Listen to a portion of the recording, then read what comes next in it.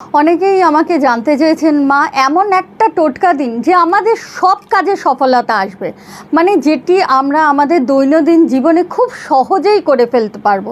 তাহলে আজকে সে সকল মা ভাই বোনদের জন্য এই টোটকাটি কি করতে হবে। রবিবার দিন, বেসিক্যালি রবিবার দিন আমরা সবাই অনেকটা কাজের থেকে একটু হালকা থাকি, কারণ অফিস বলুন, ব্যবসা বলুন বা যে কোনো স্কুল কলেজ আমাদের ছুটি থাকে বা আমরা কিছুটা সময় পাই।